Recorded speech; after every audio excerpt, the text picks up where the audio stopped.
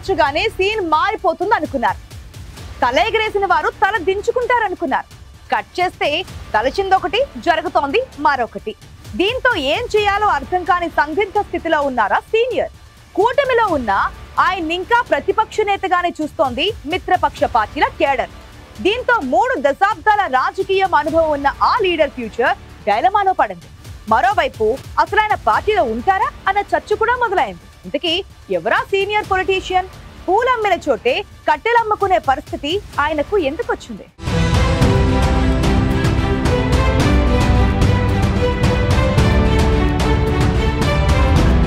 బాలినేని శ్రీనివాసరెడ్డి ప్రకాశం జిల్లాతో పాటు రాష్ట్ర రాజకీయాల్లో 3 దశాబ్దాల రాజకీయ అనుభవం ఉన్న సీనియర్ పొలిటీషియన్. అసెంబ్లీ ఎన్నికల తర్వాత వైసీపీని వీడి జనసేన పార్టీ కండువా కప్పుకున్నారు బాలినేని. జనసేనలో చేరి ఏడాది అవుతున్నా పవన్ కళ్యాణ్ పార్టీలో బాలినేనికి ఎలాంటి గుర్తింపు దక్కలేదు. దీంతో సామాన్య కార్యకర్తగానే బాలినేని కొనసాగుతున్నారు. జనసేనలో చేరి రాజకీయంగా తన హవా చాటుకోవాలనుకున్న బాలినేనికి పార్టీ అంత అవకాశం ఇవ్వలేదు. దీంతో తన అనుచరులకు ఏం చెప్పుకోవాలో, రాజకీయంగా ఏం చేయాలో అర్థం కాని స్థితిలో ఉండిపోయారట బాలినేని. జనసేనలో తన పొలిటికల్ ఫ్యూచర్ ఏంటో అర్థం కాక డైలమాలో పడ్డారట. దీంతో ఆ పార్టీలో కొనసాగాలా వద్దా అన్న ఆలోచనలో ఉన్నారట బాలినేని.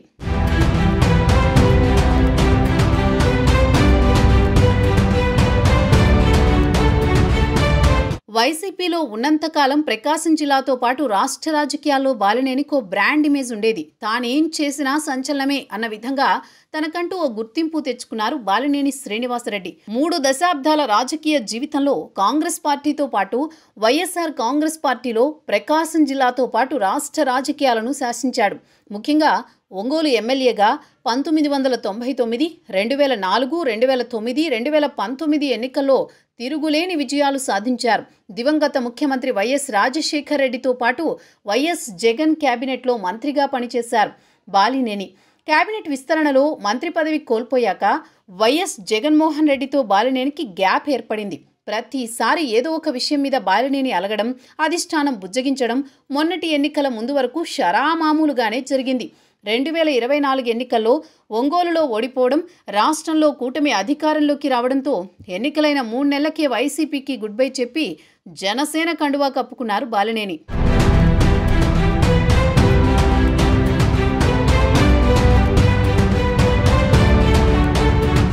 జనసేన పార్టీలో చేరినప్పటి నుంచే బాలినేని గత రాజకీయ వైభవాన్ని కోల్పోయారనేది లోకల్ టాక్. దీంతో ఆయన ఇంటికే పరిమితమయ్యారు. గడిచిన 8 నెలలుగా రాజకీయంగా యాక్టివ్గా లేరు. వైసీపీని వీడక ముందు అధిష్టానంతో అభిప్రాయ భేదాలున్నా ఆ పార్టీలో ఆయనకు ఎక్కడా ఇబ్బంది కలగలేదు. వైసీపీలో ఉన్నన్నాళ్ళు ఆయన వాయిస్ బలంగా వినిపించింది. కానీ జనసేనలో చేరిన తర్వాత పొలిటికల్ స్క్రీన్పై బాలినేని బొమ్మ కనిపించడం లేదు, గొంతు వినిపించడం లేదు. కూటమి పార్టీలో ఉన్న క్యాడర్ ఆయన్ని ఇంకా వైసీపీ నేతగానే చూస్తోంది. బాలినేని వైసీపీలో ఉన్నప్పుడు జిల్లాలో టీడీపీ, జనసేన నేతలతో ఆయనకున్న విభేదాలే దీనికి కారణంగా చెప్పుకోవచ్చు.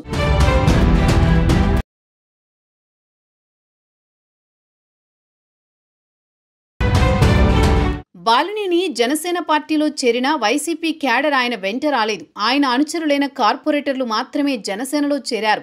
దీంతో పాటు అవకాశం దొరికినప్పుడల్లా బాలినేనిపై విమర్శనాస్త్రాలు సంధిస్తున్నారు స్థానిక వైసీపీ నేతలు. జనసేనలో చేరిన బాలినేనికి ఎమ్మెల్సీ ఇచ్చి మంత్రి పదవిస్తారని కొన్నాళ్లు ప్రచారం జరిగినా తర్వాత అదంతా ఉత్తదేనని తేలిపోయింది. పార్టీలో బాలినేనికి కీలక పదవీ బాధ్యతలు అప్పజెప్పబోతున్నారంటూ కూడా ప్రచారం జరిగింది. కానీ ఇవేమీ కార్యరూపం దాల్చలేదు. దీంతో అసలు జనసేనలో బాలినేని పాత్రేంటి, అధినేత ఆయనను రాజకీయంగా ఎలా ఉపయోగించుకుంటారన్న విషయంలో కూడా ఇంతవరకు ఓ క్లారిటీ రాలేదు. దీంతో బాలినేని విషయంలో జనసేన నాయకత్వం వ్యవహరిస్తోన్న తీరుపై ఆయన అనుచరులు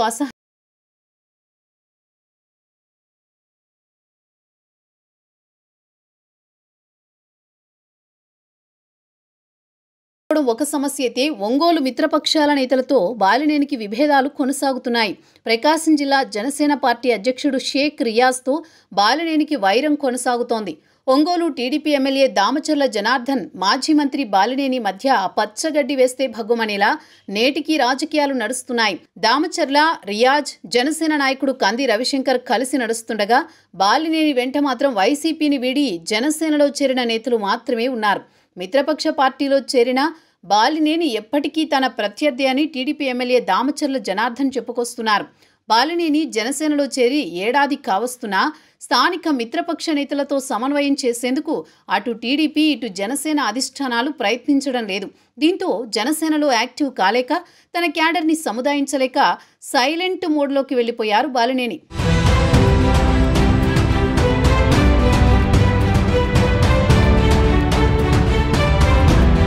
బాలినేనికి ఒంగోలు మిత్రపక్ష నేతలకున్న విభేదాలను పరిష్కరించి సమన్వయపరచడంలో కూటమి పార్టీల అధినాయకత్వం ఆసక్తి చూపించకపోవడం బాలినేనికి పెద్ద మైనస్ అంటున్నాయి రాజకీయ వర్గాలు.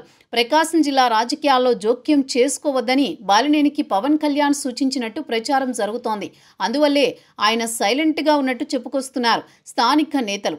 అయితే పరిస్థితులు అలాగే కొనసాగితే మాత్రం బాలినేని రాజకీయ భవిష్యత్తు ప్రశ్నార్థకమవుతుందని అంచనా వేస్తున్నారు. 3 దశాబ్దాల రాజకీయ జీవితంలో బాలినేని ఎప్పుడూ ఇలాంటి పరిస్థితులు ఎదుర్కోలేదని ఆయన సన్నిహితులు చెబుతున్నారు. 3 దశాబ్దాలుగా దూసుకుపోయిన ఆయన పొలిటికల్ జర్నీ జనసేనలో చేరినప్పటి నుంచి రివర్స్లో నడుస్తోందని జిల్లా రాజకీయ వర్గాల్లో చర్చ నడుస్తోంది.